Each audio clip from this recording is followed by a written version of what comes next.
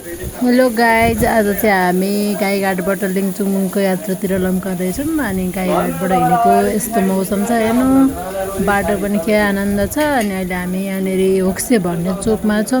यो चोकबाट चाहिँ हामी अब सिधै जान्छौँ अनि सरासर।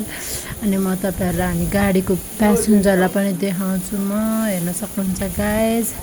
ल हेर्नु तपाईँहरू अझ कहाँ जाँदै हुनुहुन्छ भन्ने मैले सोध्छु। उहाँहरूले लिङचुम भन्दै हुनुहुन्छ। अनि 2-4 शब्द हाम्रो मामाले पनि राख्नुहुन्छ प्यासेन्जर नभएर। मलाई अलिक दुःख लागिरह भन्दै हुनुहुन्छ। चिन्ता नगर्नु, सबै भाडा म गर्छु भनेर म हँसाउँदै हँसाउँदै हिँडिरहेको छु। अनि यता अङ्कल अनि भाइ अनि म छु, अनि यता दाइ पनि हुनुहुन्छ। अनि आज हामी गाडी नै रिजर्भ गरेर हिँडिरहेको छौँ। यसरी हेर्न सक्नुहुन्छ गाइज, आनन्द छ। यसरी थोरैजना यात्रा गर्दा पनि मजै आउने रहेछ। अनि यस्तो छ। अनि अहिले म एकछिन तपाईँहरूलाई गाइज गर्छु। अनि सबै भ्लग भिडियोहरू चाहिँ म समेट्छु, तपाईँहरू हेर्न सक्नुहुन्छ। अनि म यहाँनिर चिन्ता नगर्नु होला भन्दैछु तपाईँहरूलाई लगायत। अनि हामी बाटोमा आउँदा आउँदै हेर्न सक्नुहुन्छ यसरी पहिरो लडेको भेट्यौँ। अब यहाँबाट बाटो पन्छाउनुपर्छ भन्दै हुनुहुन्छ। पहिरो पनि यति धेरै ठुलो पहिरो गएको छ कि बाटै छैन, कसरी छिर्ने भनेर हामी दोतारमा छौँ। लगायत हेर्न सक्नुहुन्छ। पुरै मान्छेको जग्गै झरेर सकिएछ। त्यो जग्गावाला चाहिँ पीडित भएर बस्या होलान्।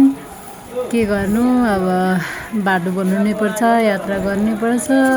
यो सबै पन्छाइ उन्छाइ पारेर हामी चाहिँ गाडी लिएर जानेछौँ। गाइज हेर्न सक्नुहुन्छ। अनि उता पारिपारि गाडीहरू पनि छ।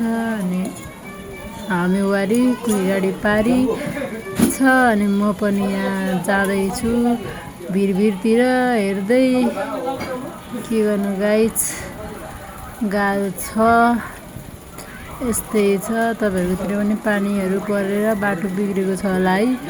यो बर्खा मासको बेला राम्रोसँग यात्रा गर्नु होला। तपाईँहरूलाई मैले सुरक्षित यात्रा गर्नु होला भनेर यसो भनेको छु।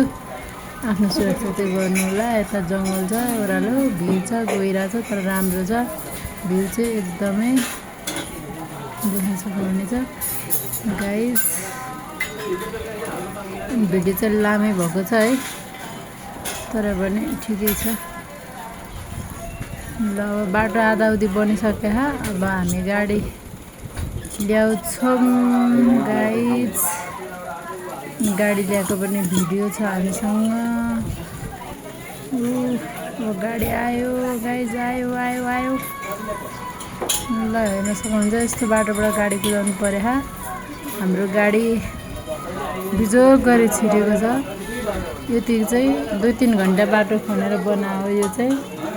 तर पनि अब यात्रा चाहिँ रोकिएन हाम्रो, अगाडि बढिरहेको छ। बिस्तारो बिस्तारो बिस्तारो ल्याएर भए पनि हामी तर्छौँ। यत्रै बाटो छ हेर्नु त गाइज, यत्रै बाटो छ।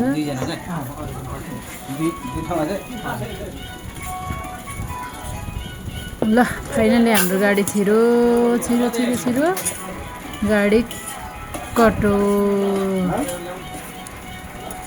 ल बाई गाइज। अब तपाईँलाई धन्यवाद, यति जनताहरूले मिलेर बाटो बनाउनु भएको भन्दै अब